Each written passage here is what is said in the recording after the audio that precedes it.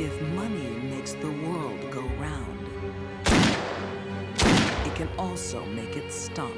They use sex and seduction to get the wedding ring of the person that has the money.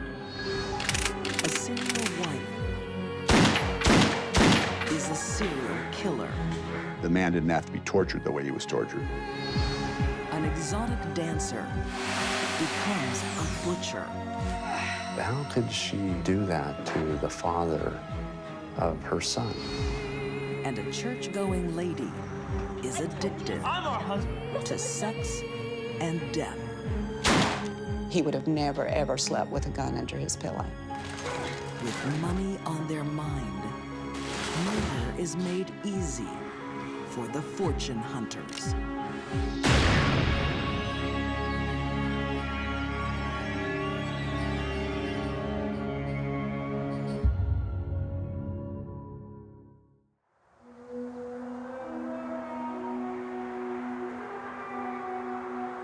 In Steamboat Springs, Colorado, Halloween is still weeks away. But an odd couple are stalking the streets in disguise. She was seen a couple of times by different people wearing the same disguise. While it seems like a joke, the intent is deadly. Jill Coit is staking out a kill. It wasn't an easy death, and it was a very messy crime scene. It had to be horrific for him.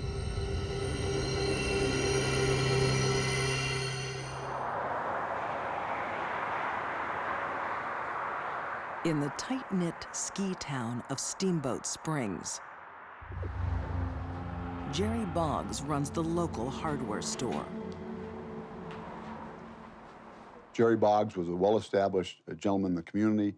Family had been here for a long time, and he had a certain amount of wealth.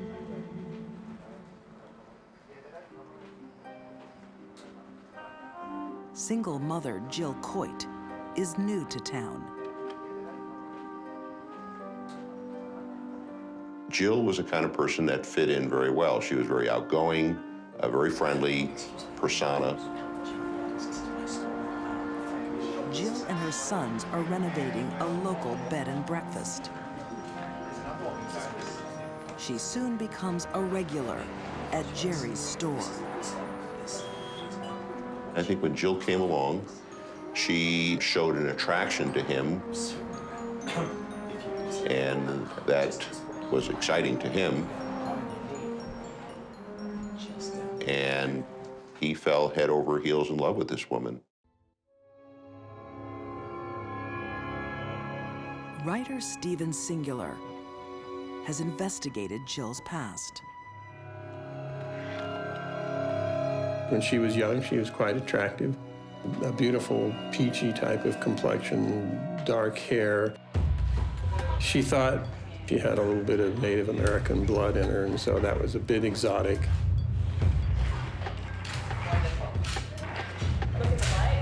The ex-model knows exactly how to grab a man's attention. She would come on very strong with men. She dressed flamboyantly, she dressed provocatively, she talked a lot, so she made quite a stir whenever she showed up in the room. Jerry Boggs is overwhelmed by Jill's southern charm. Within months, the 50-year-old bachelor marries for the first time. But it's a shotgun wedding. Jill has told Jerry she's pregnant. Honey, look at all the great things I got from the store. Honey, what are you He can't believe his good luck. He went out and bought all these books about having children. He built this nursery. He was enormously looking forward to being a father. So this was a huge event for him. But Jill Coit's pregnancy is a lie. Her stomach didn't get any bigger, and they would go places, and he had friends, and the women would come up and say, "Gee, you sure aren't showing any signs of pregnancy." Stop it, Maya! Have you seen a doctor? There's nothing wrong with me. Hey, no.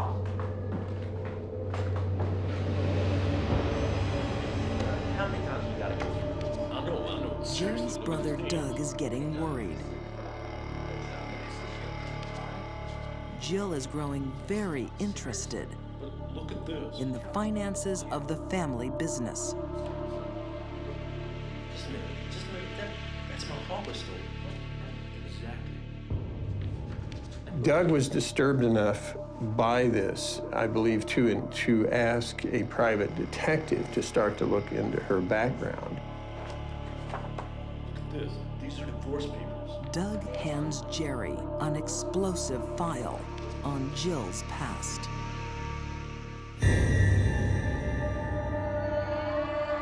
Jerry had found out that Jill was a massive, massive fraud. Jill Coit has been married 11 times.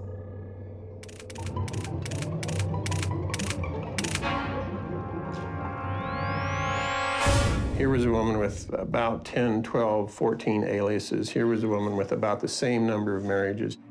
Where did you get this stuff? It's all. Here was a woman who had probably been involved in a number of insurance scams and financial scams. This one thinks she's untouchable. She had really gotten away with a lot of criminal behavior. This woman is dangerous. Jill saw marriage as a means to an end, a way to get money from men. And this fortune-hunting bigamist is still married to husband number 7. Shocked to his core, Jerry annuls their marriage. Jill doesn't take it well. Jerry interfered with her financial plans, which I think is her motive for everything she does, is greed and money. And because Jerry was interfering with those plans, she had to eliminate him. Okay, what? It wasn't an easy death. It had to be horrific for him.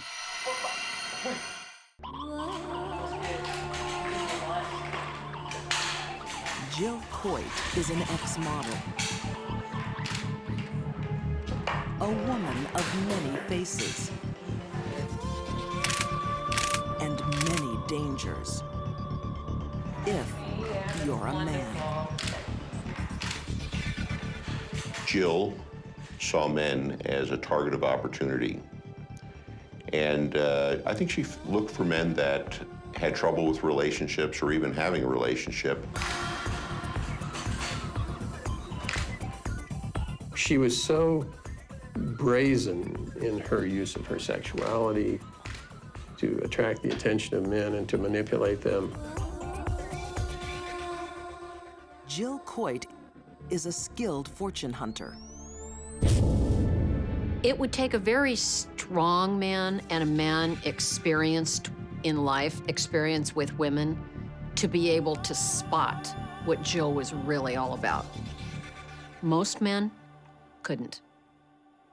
Where did you get this stuff? But her latest husband, Jerry Boggs, has discovered Jill's lies. You just look at this. I'm telling you, this woman Distraught, he cuts her out of his life. Look through this.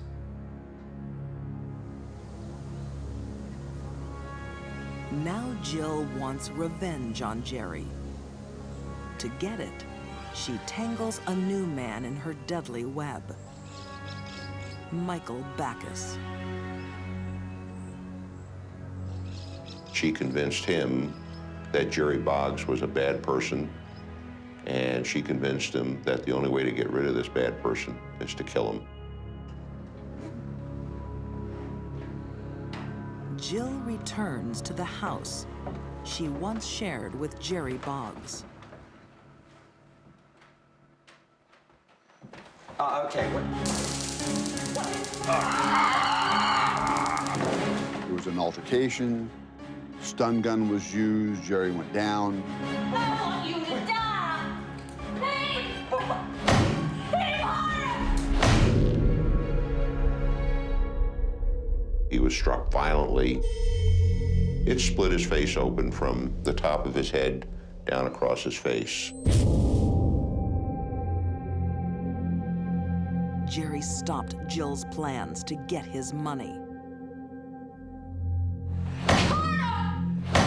Now she will have the final word. I want you to die!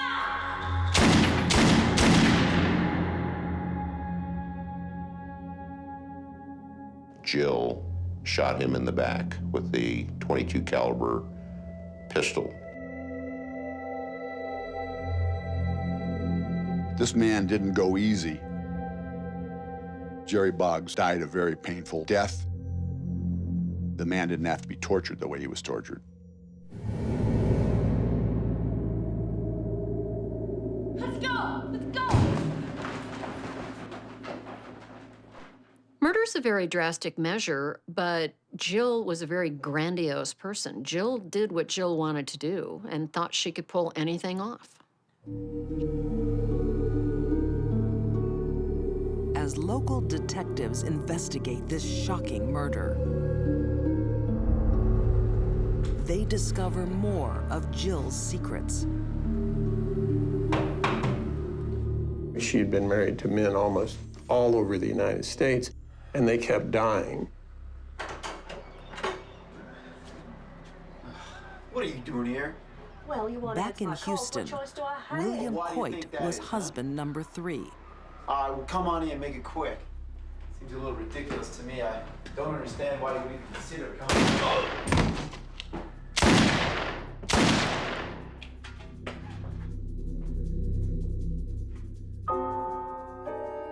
William Coit was shot very similarly in the manner of Jerry Boggs. He was shot 3 times in the back with a small caliber handgun and found at the back door of his house. While Jill is the prime suspect, William Coit's murder is never solved. The death of Jerry Boggs won't fade so quietly. Let's go! Let's go! After the murder, Jill makes a fateful phone call. Jill Coit called her son Seth at the bed and breakfast, and she made a statement. Hi, baby. It's over, and it's messy. This time, his mother has gone too far. When he learned that Jerry Boggs was dead, was absolutely terrified. The last thing he wanted to do was to be involved in this. Her son's testimony helps close the case against Jill Coit.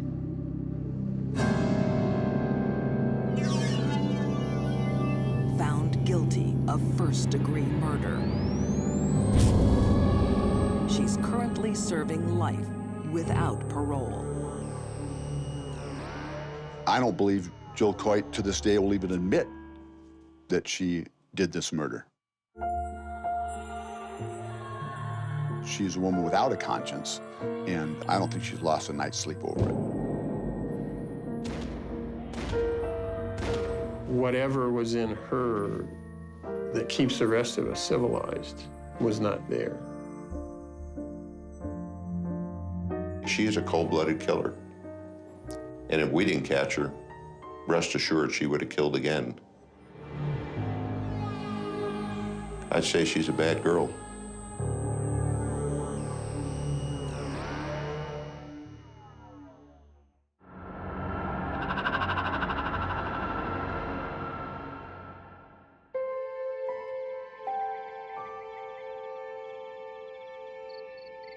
The vast Arizona desert holds many secrets.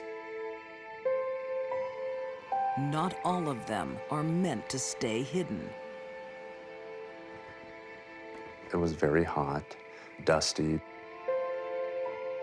You could smell the odor in the air. Just a rotten, putrid smell.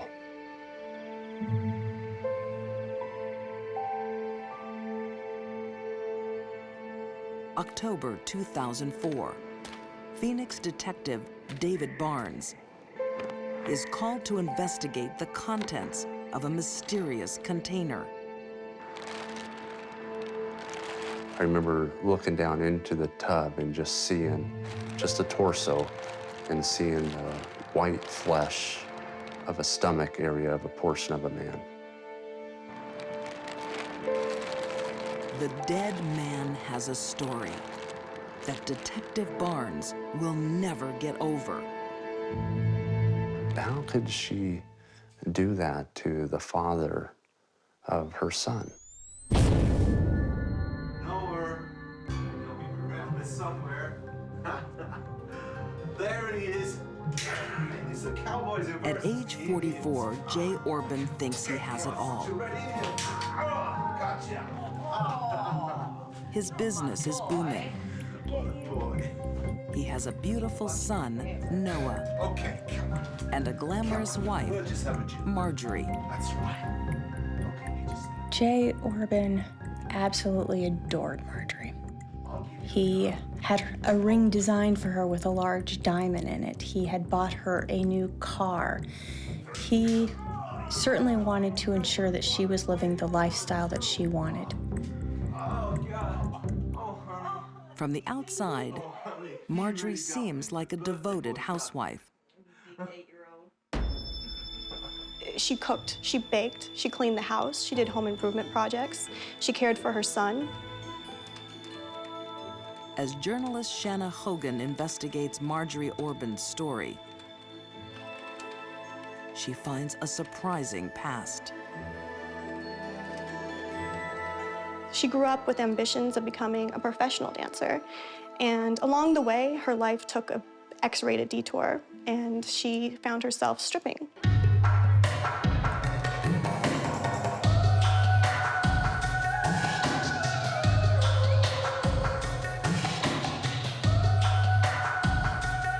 Marjorie loves having an audience of male admirers.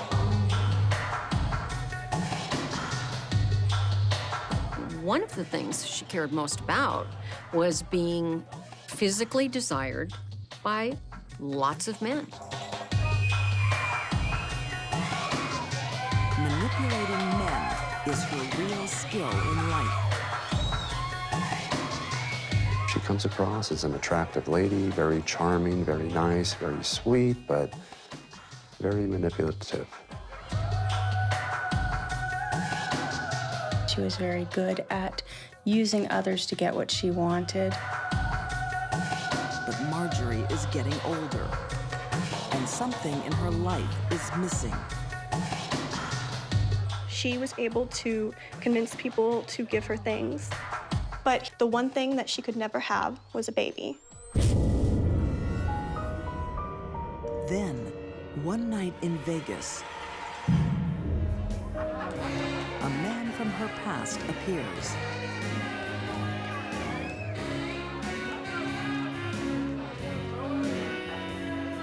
Ex-boyfriend Jay Orbin has been obsessed with Marjorie for 10 years.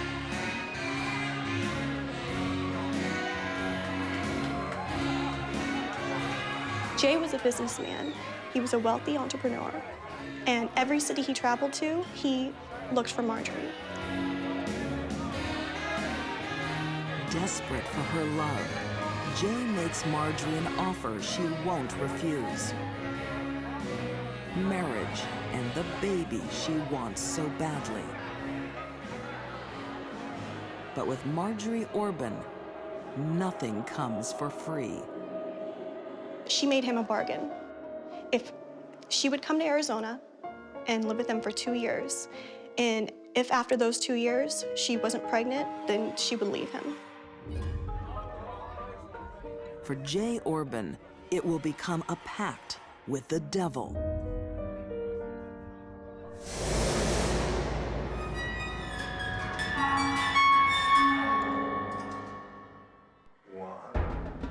Years later, Marjorie has the child she wanted, while Noah is the apple of his father's eye. My birthday boy. Mom controls his every move. Marjorie had to have complete control over her son, from what he did to what he looked like. And from an early age, she was actually bleaching his hair blonde to match hers. You had a great day, didn't you? Yeah. Yeah. She didn't like him to have any resemblance to his father. Marjorie has gotten all she ever wanted from her husband. She doesn't need him anymore. Marjorie was always talking down about Jay. What a bad person he was, what a horrible lover he was, you know, how disgusting he was. But to discard him through divorce will leave her broke. I believe Marjorie was to get about $700 or $750 a month for child custody. That's it. We estimated that his entire estate was about $1.5 million.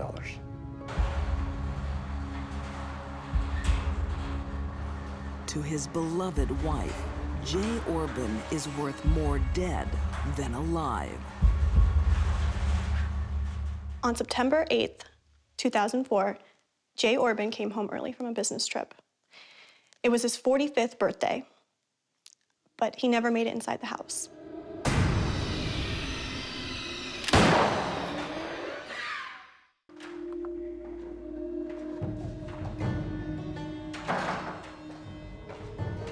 Marjorie Orbin's husband, Jay, is missing.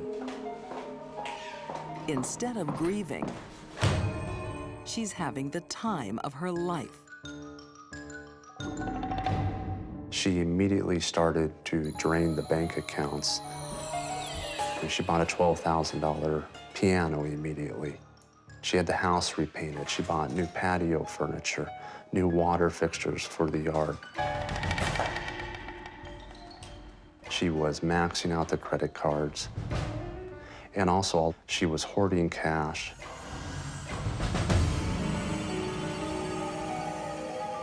That's not all. Within weeks, Marjorie moves on to a new man, Larry Weisberg. They were living like a family. Like, they had dinners together, they watched movies.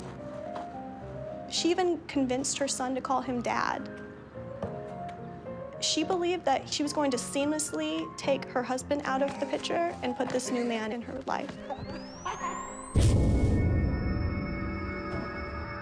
Airbrushing one husband away for another is nothing new for Marjorie.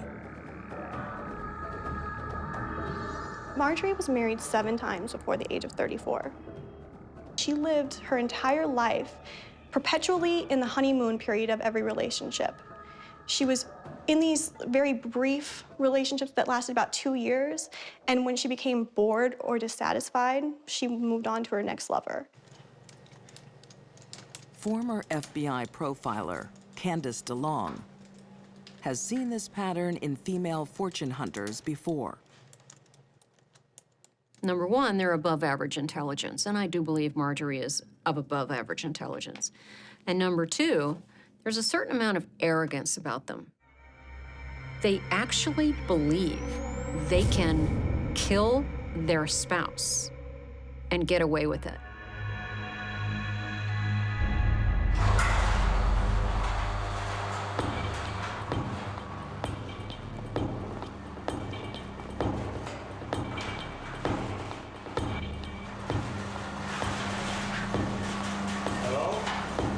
The night Jay came home, I don't believe he suspected anything was wrong or anything was going to happen to him.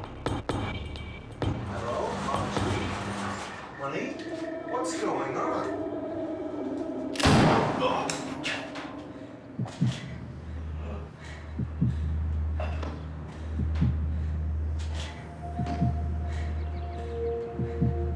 Jay was taken by surprise and he was killed instantly.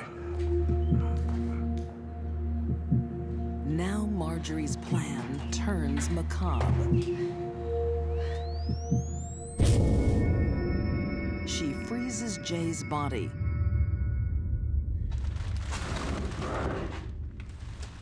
and reaches for her toolbox.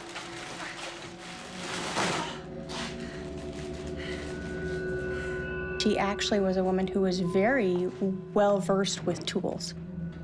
Her neighbors would say that when they heard a saw going, they would joke, "Oh, there's Marjorie again with her saws."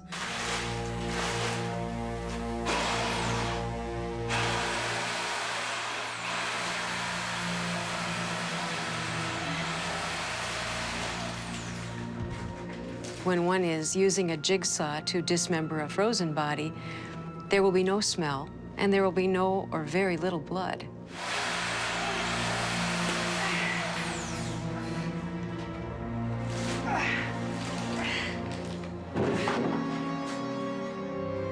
When one is cutting frozen tissue, it's like going through wood. To me, this shows an utter disregard, total contempt for the man that he once was. He meant nothing to her. His remains meant nothing to her.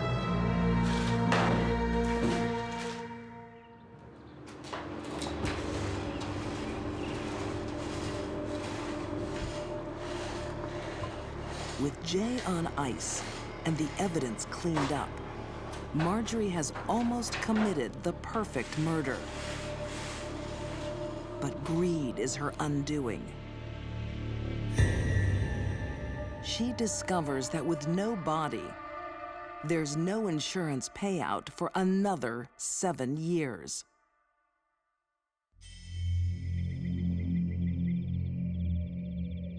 Marjorie Orbin can't wait that long. She did what she needed to do. She took part of the remains and she dumped them out there where she knew people were walking through. It was obviously intentional. Marjorie needs police to find Jay's body. But to a forensic pathologist like Janice Amatuzio, a dead body holds many clues. The art of identifying tool marks on bone is quite sophisticated. The particular striations or marks on the bone can be compared to a class or a type of pattern of saw blade. Blades found in Jay Orbin's workshop match the marks on his bones. The next piece of evidence helps clinch the case. Marjorie is caught on security camera, buying the same storage containers that Jay's body is found in.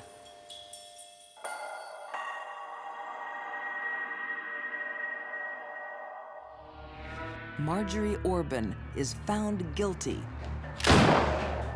and sentenced to life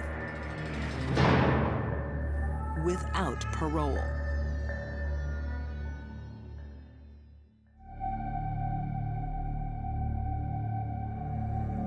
She will spend every day for the rest of her life behind bars.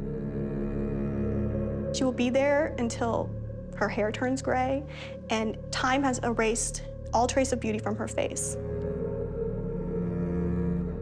I think that's the only loss I think Marjorie is actually sad about.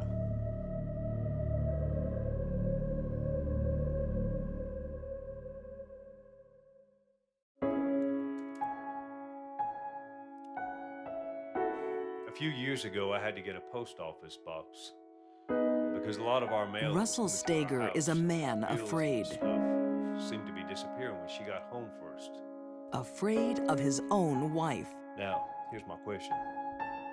Why every time I turn around is she running off to the post office box? Unless The there's high something school inside football that she wants coach to hide. puts his fears on tape, just in case.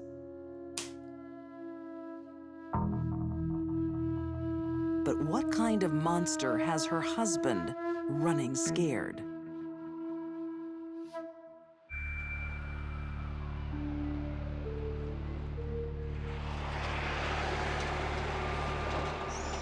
Durham, North Carolina, 1988. Barbara was kind of like the pillar of the community. She was church-going, Sunday school teacher. To the outside world, Barbara Steger seems a fine, upstanding woman. She was very active in her church. She was the first one to show up with a casserole or a cake when someone was ill or if there was a death. Joe Lynn Snow knew the couple, especially Russell. She was his first wife, and they stayed close. Russ was so full of life, and he loved kids. He loved coaching. That was his real calling in life, was reaching the kids. Russell's hasty remarriage comes as a shock. We were divorced on one day, and he married Barbara the next day. So I was a little surprised that he moved that quickly. But he seemed very happy, and I really hoped it would work out for him. I'm all right. Barbara Steger is not who she seems. Darling, where are we going to get the money for all this? When you're dealing with public, you never know. They present themselves one way, but they're actually another. She's a woman with dark secrets. One is her addiction to money. Barbara's sense of self-worth was very much tied to spending money. Unfortunately, she didn't have that money to spend to make her feel good. Got a brand new bag. Oh, come on. Russ! Russell can't control his wife's spending. She was obtaining loans, and she was lying on the loans. She was forging Russ's signature, and then she was getting one loan to pay off another loan. Then she'd get a loan to pay off that loan, and so on down the road. Lying and stealing aren't Barbara's only sins. In Russell's fearful tape recording, he describes another vice.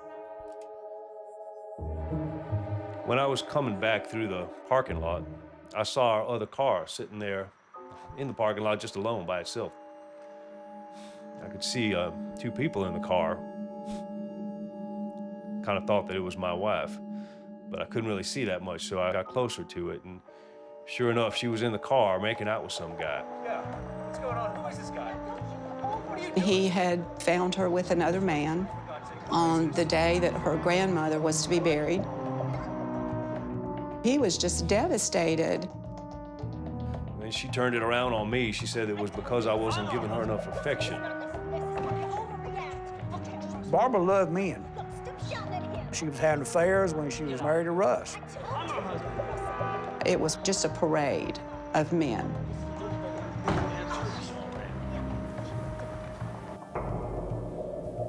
Barbara is addicted to sex.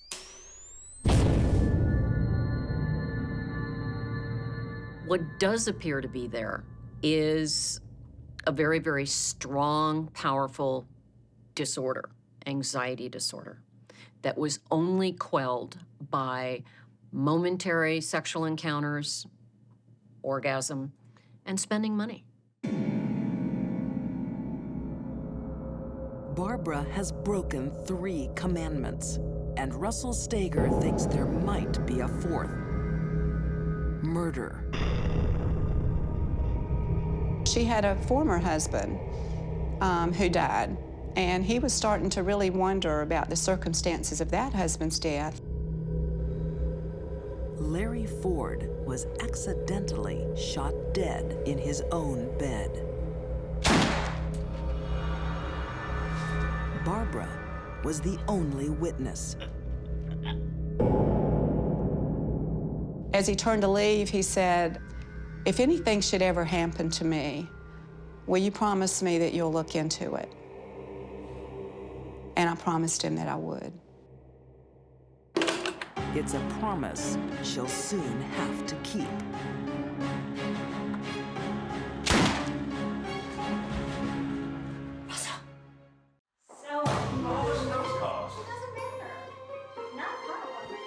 Russell Steger's wife, Barbara, is out of control. She has lied to him,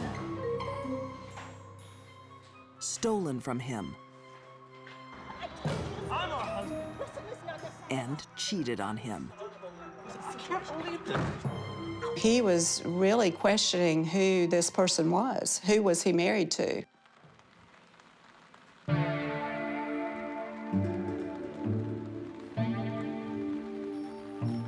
Now Russell is finally unraveling her web of lies. And he's desperate to record his fears. A few years ago, I had to get a post office box because a lot of our mail that was coming to our house, bills and stuff, seemed to be disappearing when she got home first. He told me that he would find her sometimes in the middle of the night taking the key off of the keychain. Why every time I turn around is she running off to the post office box unless there's something inside that she wants to hide? He knew then that she was pilfering through the post office box, so even that wasn't safe. Barbara is starting to feel the heat. She was about to be exposed for stealing and spending excessively once again, and she didn't want him to find out. But how far will she go to keep a secret?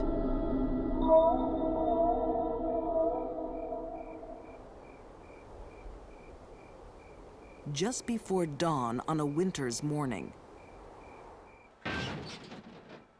Barbara is woken by a mysterious noise.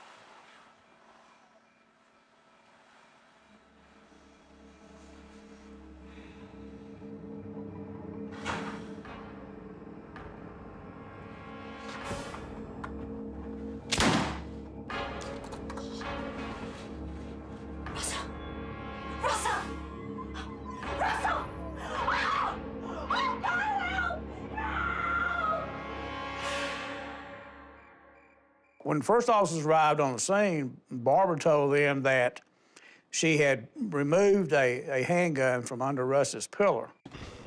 What's happened here, ma'am? And that while she was removing it, it accidentally discharged. And it just went off. It was just accidental. And I've said to him before, The problem is, it's an accident she's had before. And then so I got Russell's gun. Well, you know, he keeps it under the pillow, and I just dragged it. With her first husband, Larry Ford. And, you know, went off. When we learned about Larry Ford's death, that sent off a lot of signals, particularly when we learned that he was killed under similar circumstances. Same kind of weapon, at his house, happened in the middle of the night, just like Russ. So that raised all kinds of flags. It was just accidental. Something about Russell's shooting just doesn't add up. In the house, because, you know, they're really dangerous and everything. Russ was an expert in firearms. He was in the National Guard. You know, sometimes they just go off. He was an excellent marksman. He was a safety fanatic. I knew that he would have never, ever slept with a gun under his pillow. The police are also skeptical. The gun, it had two safeties on it. It has a real small trigger guard. It was not a hair trigger. In order to fire that weapon, you have to intentionally insert your finger in the trigger guard and pull the trigger. I don't think there's any way you could accidentally discharge it. The chances of a woman losing her husband in her own home to an accidental gunshot wound is extremely remote. That it would happen twice to the same woman is mathematically probably impossible.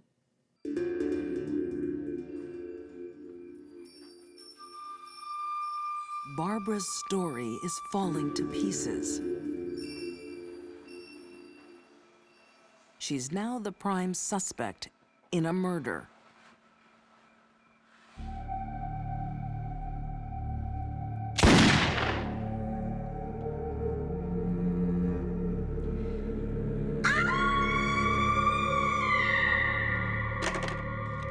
And the evidence is tied together by a voice from beyond the grave. This is Russell Steger. This is January 29th, 1988, and it's 10 of 2. That tape was made on a Friday afternoon. He was shot and killed the following Monday morning. But to know that he went into that weekend, his last weekend alive, so afraid for his life, it was overwhelming to hear that. When I was coming back through the parking lot, I saw our other car. I don't think she thought she was gonna get caught. Why would she? She got away with it once before.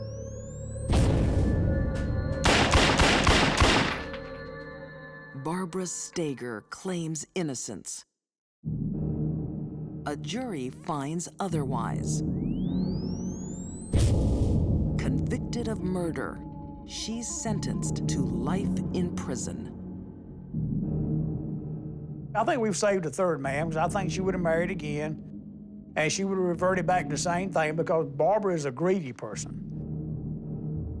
She's all about the dollar.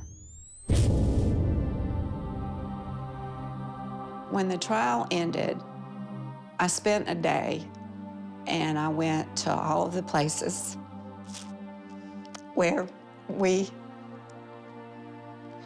had lived. And at that point, I said my goodbye to Russ. I still carry him with me. Sometimes I try to enjoy things 2 times, once for me and once for him.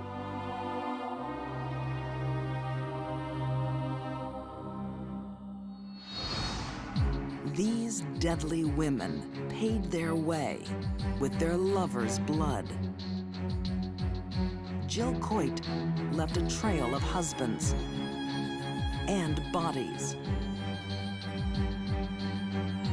Marjorie Orbin repaid love with a gruesome death. And Barbara Steger hid a world of lies with murder. In their cold eyes, men were just money, the ultimate prey of the fortune hunters.